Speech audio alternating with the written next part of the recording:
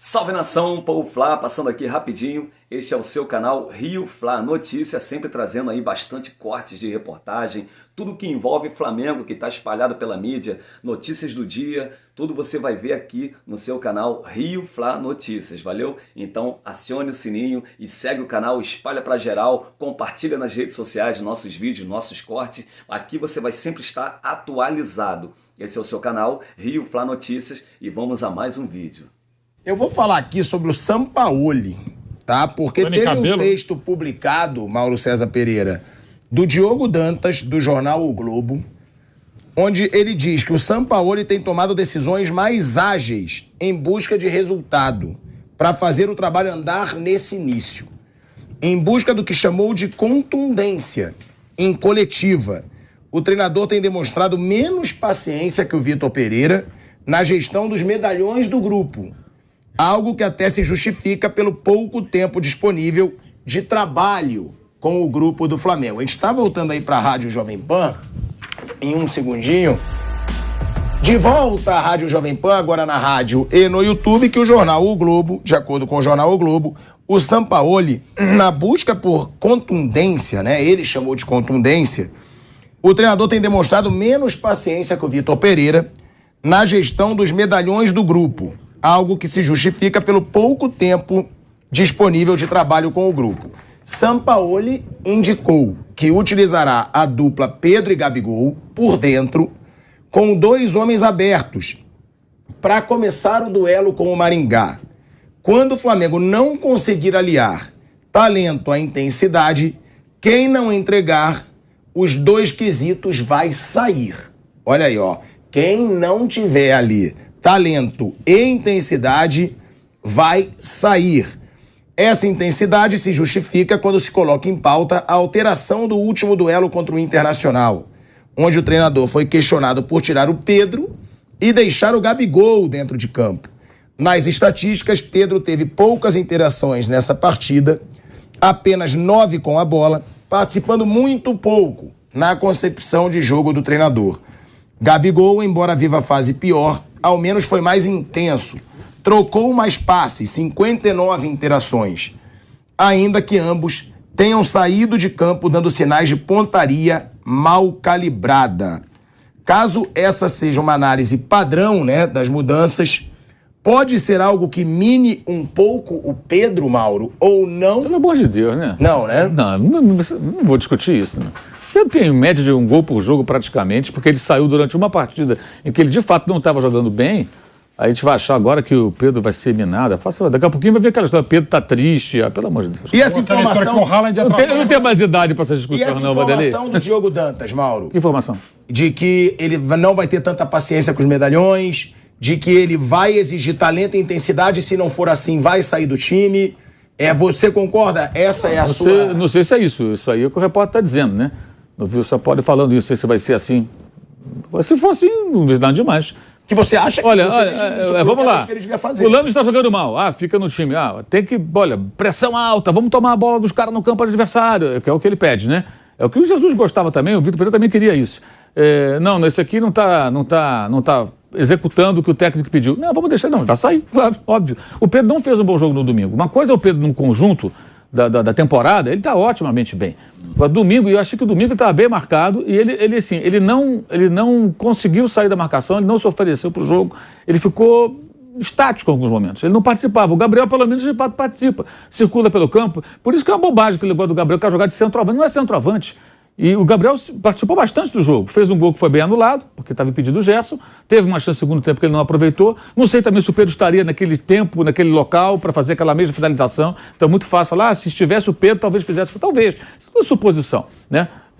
Eu não acho que o Pedro pode ser barrado, como fez lá o Mário Jorge, porque observou o Coritiba. Isso não, pelo amor de Deus. Mas durante um jogo, se ele não estiver bem, eventualmente ele pode sair. E o time melhorou depois no segundo tempo, depois das trocas. O Flamengo está muito perto de ganhar o jogo, quase ganhou o jogo. Não ganhou por bola na trave, foi bola na trave, teve outras chances, o Inter parecia até satisfeito. E aí vem um erro grave que eu acho, se os dois gols foram de cobrança lateral. As jogadas nascem no lateral. Quando você está, ainda mais no final do jogo, acréscimos, alguém vai bater um lateral, não pode ninguém estar sozinho para receber a bola. Ainda mais o Alan Patrick, que é o jogador criativo do meio campo do Internacional. Ele dá sequência à jogada e surge o segundo gol, que eu acho que tem muito mérito ali do Maurício, porque ele consegue uma finalização absurda. de tão difícil que é, chutar daquela maneira, daquele espaço. O Santos estava adiantado, você está colocado no lugar normal dentro da pequena área, o goleiro joga aqui embaixo da trave, enterrado ali, ele não pode jogar na cima da linha, não é pênalti. O goleiro só fica em cima da linha no pênalti, ele tem que ficar sempre um pouco à frente. Eu achei a bola defensável do Santos. Não sei, achei a bola muito bem executada, não consigo imaginar o que ele poderia fazer ali. Ela faz uma curva muito improvável. Achei muito recurso ali do Maurício. Acho que o erro é a jogada ter se desenhado. E tinha 7 jogadores do Flamengo dentro da área. 7 jogadores do Flamengo dentro da área. Ele achou um espaço ali e colocou a bola. Agora, a jogada não poderia ter... A bola não poderia ter circulado até ali. No primeiro gol, mais ainda, que ele finaliza sozinho. Sozinho, ninguém acompanha. Então tem erros ali que ele vai ter que resolver naturalmente. E quando falo da intensidade, é nisso tudo. É na pressão alta, é na marcação severa, é não deixar ninguém com espaço para receber uma bola limpa, ainda mais na cobrança lateral, quando todo mundo se organiza para fazer a marcação. São coisas que ele vai ter que corrigir com o tempo. Agora, se ele vai fazer isso que diz aí a matéria do Globo, é óbvio, ele está lá para isso. Está lá para quê? A gente falou agora no começo do programa sobre a questão do São Paulo, jogadores que não gostam, o Miller, né? Criticando jogadores que eventualmente não gostassem do Rogério Ceni no São Paulo, é a mesma coisa, está lá para fazer o trabalho deles. Agora, eu gostei até da atuação do Flamengo no domingo, achei o primeiro tempo, criou pouco, mas o comportamento achei muito interessante no primeiro tempo. No segundo tempo, o Mano mexeu no time, melhorou o Inter, depois ele mexeu, acho que melhorou o Flamengo também. Os técnicos acho que foram bem ali nas substituições, e aí foram detalhes ali que acabaram decidindo o jogo. E, claro, o Flamengo perder gol é uma coisa que acontece desde os tempos do Abel Braga. E sempre aconteceu. Cria muito, Gerson, perde muito gol. O crescimento do Gerson com ele. O Gerson jogando mais ofensivo pela esquerda, mais como um atacante do que como um segundo homem, né? E aparecendo muito bem e fazendo uma ótima partida. A jogada do gol anulado é dele, ele está impedido, mas a jogada que ele executa muito bem, ele faz um gol muito bonito e faz outras jogadas ali, uma ótima participação. É só um segundo jogo. Agora ele vai fazer um jogo atípico, tem que fazer 3-0. O adversário tecnicamente de fato inferior, mas tem uma vantagem muito grande. Então ele tem que pensar, acho eu, numa formação que seja bem específica. Talvez ele jogue de fato, pode jogar com Cebolinha, jogar com o Marinho, talvez ele abra o time pelos lados, como fez nesse jogo, para tentar criar espaço pelos corredores, não ficar só funilando o jogo por dentro. Agora, ele está variando bastante, né? O time joga pelos lados, o time tenta jogadas pelo meio também. Não acho que esteja jogando... O Vitor Pereira queria muito jogo pelas laterais. Eu estou achando que o São Paulo está tentando até variar isso aí, não abrindo mão das jogadas pela faixa central do campo. Eu achei interessante a atuação dos dois. Achei que o Inter fez um jogo até... No segundo tempo teve um momento ali que parecia satisfeito com o empate, mas buscou o gol até o final, tanto que venceu o jogo. Foi um bom jogo. Acho que não tem muito o que reclamar da atuação, não. Achar que vai... Aquela história. Aí o cara acha, mudou o técnico, vai jogar contra o Inter de Porto Alegre, tem a obrigação de ganhar. Não tem obrigação de ganhar. Você tem que buscar, a obrigação de buscar a vitória. Mas nesse estágio, a semifinal, quarta de final da Libertadores 2019, com o Jorge Jesus, foi 1-1 do gol, o Gabigol tá pedindo lá do Galvão Bueno. Foi 1-1, estava 1-0 pro Inter no tempão. O Gabigol perdeu o gol no começo, o Flamengo teve chance de fazer não fez, o Inter faz 1-0 e se faz 2 tem pênalti. E ficou um tempo naquele 1-0 ali até que saiu essa jogada, que é uma bola roubada pela Arrascaeta, por sinal, né? Que não é volante, mas pode também fazer desarmes e tudo mais, embora alguns achem que não. É que é proibido. Essa situação aqui, o Thiago Maia teve uma curiosidade que o Thiago Maia, ele costuma responder as pessoas nas redes sociais, né? Isso é até engraçado nele. Ele tem uma autocrítica que eu acho muito legal pro jogador, porque a gente sempre fala que jogador não aceita crítica. Sempre, a grande maioria não aceita. O Thiago Maia, a gente vai botar aí a postagem de um torcedor e depois a resposta do Thiago Maia é sensacional. O torcedor manda, @tmaia29, que é o Twitter dele. Vamos impor mais concentração, irmão. Hoje foi muito mal. E aí ele manda, concordo muito contigo, viu, irmão? Nem eu estou entendendo. Mas vou melhorar, como já prometi uma vez, e voltar a jogar em alto nível. Porque sei que esse Thiago de hoje está bem longe do de 2022. Prometo. E vou voltar bem. Boa. Deus te abençoe. Parabéns, cara, isso aí é sensacional. Claro, tem que ser assim sensacional. Mesmo, ele levar em conta a crítica, que a gente sabe que ninguém leva. Ele assumir, ele dizendo que ele vai melhorar e ainda manda pro cara. Deus te abençoe. Tipo assim, cara, valeu. Assim, eu não vou citar aqui, mas eu tive uns 2, 3 meses atrás um cara que me xingou de uma maneira assim, tão absurda, e pelo WhatsApp. Aí eu falei, cara, você tá bem? Tudo bem? Ele falou, cara, não tô bem não, meu treinador na várzea me botou na reserva. Eu falei, cara, isso acontece. Resultado, até hoje eu falo com ele. Porque o cara chegou me xingando, ô Mauro Betti, vai pra aquele lugar e começou a meter o pau, não sei o que lá. Eu falei, cara, você tá bem? Claramente ele não tava. Daí ele falou, cara, desculpa, é que eu tô puto, porque puto, tá de boa. Futebol é assim, você joga o que? Joga de zagueiro, cara. Pô, hoje é um cara parceiro. Véi, muito legal. Palmas, sou mais fã ainda do Thiago Maia. Responde assim de boa. E de novo, gente, aí indo um pouco além. E o Vamp também nisso sabe muito melhor do que a gente. O jogador, mais do que ninguém, sabe quando não tá legal. Então, não é, pode ter casos raríssimos quando ele tá de sacanagem com o clube ou com o treinador, quer derrubar, ok. Mas o cara sabe, e de boa, alguém quer estar mal? Alguém quer trabalhar mal? Pode jogar mais do que tá jogando. A gente sabe. Claro que às vezes leva um toque. Tem gente, a gente sabe, o cara se acha o Pelé menos. Mas de modo geral, a pessoa sabe que ele não tá legal. Não é, Vamp? Às vezes o treinador também escala, né, em um lugar que ele não se sente bem. Também tá tentando ajudar e às vezes não vai bem. Eu acho que foi um exemplo que os treinadores deveriam seguir. Quando todo mundo vê o jogo de uma maneira e ele vê o jogo de outra, né? Todo mundo viu que o time dele não jogou bem, o treinador vai lá e fala que foi uma exibição de gala. Então, eu acho que isso é um exemplo. Ele pode falar, realmente, foi uma tragédia hoje. A gente poderia jogar mais, todos nós e tal, eu também poderia encontrar um formato melhor. Eu acho que isso que o Thiago Maia fez foi muito legal. Eu acho que o torcedor deve estar apaixonado por ele. A partir de agora, presidente do fã-clube do Thiago Maia 1000 graus. Exatamente. É presidente do fã-clube do Thiago Maia. Com razão. Tem razão, tá perfeito. Irmão.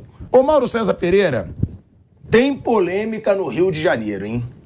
A disputa pelo Maracanã, que envolve Flamengo, Fluminense e Vasco, ganhou mais um capítulo. Nessa segunda-feira, o famoso ontem, rubro-negros e tricolores deram mais um passo na tentativa de renovar o termo de permissão de uso do Maracanã, que se encerra nessa terça-feira. O Josh Vander, dono da 777, né, que é a dona do Vasco da Gama, chegou a dizer nos bastidores que tem um plano para o gramado do Maracanã. Porém, para Flamengo e Fluminense, gestores do Maracanã, nesse momento, o objetivo do clube rival é tumultuar, tá? O vice-presidente geral do Fluminense, o Matheus Montenegro, não poupou palavras e teceu muitas críticas à forma como o Vasco enxerga a situação. Vamos colocar aí as aspas do Matheus Montenegro, vice de futebol do Fluminense, onde ele diz: dava para ver claramente na televisão que o gramado está bem ruim. Quando a gente fala que o Vasco não pode jogar por causa do gramado, não é nenhuma picuinha, são argumentos técnicos e verdadeiros. Basicamente, o Vasco jogou esse jogo no Maracanã não porque achava que é essencial, e sim porque quer tumultuar a nossa gestão. O único objetivo deles é efetivamente prejudicar o gramado, para depois dizer que pode fazer melhor. Tanto que saiu uma matéria do Josh, que é o dono da 777, dizendo que ele tem um plano para que o gramado fique melhor. O vice-presidente geral e jurídico do Flamengo, olha aí, a polêmica ficou grande aí, o Rodrigo Dunche de Abranches, seguiu a mesma linha e disse: Flamengo e Fluminense fizeram essa parceria priorizando o futebol. São entidades sem fins lucrativos, só para o esporte. O Vasco é uma entidade que visa o lucro. O interesse deles no Maracanã é para ter lucro. Eles podem ter um plano. Qual? Botar um gramado sintético que lesiona mais os jogadores, todo mundo sabe. A própria FIFA não faz nenhum campeonato com grama sintética. O Vasco pede para jogar. Tem o lado dele de só escolher a data que for melhor, que ele sabe que vai ter um lucro. Mas também tem o lado de querer destruir o trabalho que estamos fazendo, de querer fazer o Maracanã ficar ruim. Olha aí, ó. Primeiro, porque vai ter vantagem esportiva, guardando o estádio dele. E Flamengo e Fluminense não tem opção. Vasco vem, destrói nosso estádio, eles sabem que o gramado não tem condição de pegar 2 dias seguidos de jogos e depois ter outro na quarta. Após 5 jogos, em 7 dias, a administração do Maracanã, formada por Flamengo e Fluminense, que são os gestores, né, estuda nova paralisação de 10 dias para recuperar o gramado. As críticas de jogadores do Palmeiras e de pessoas do Vasco após a partida desse domingo fizeram o consórcio do Maracanã considerar novamente a possibilidade, já que o jogo foi confirmado após ação na Justiça. No entendimento dos permissionários, ao decidir por mais um jogo e ignorar o calendário técnico de preservação do gramado, a Justiça obriga Flamengo e Fluminense a um descanso forçado do campo.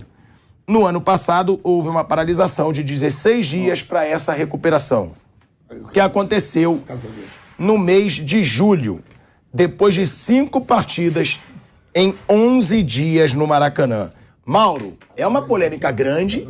Flamengo e Fluminense, você pode parar de falar? Que tá no meio do programa e você tá mostrando a sogra. É isso?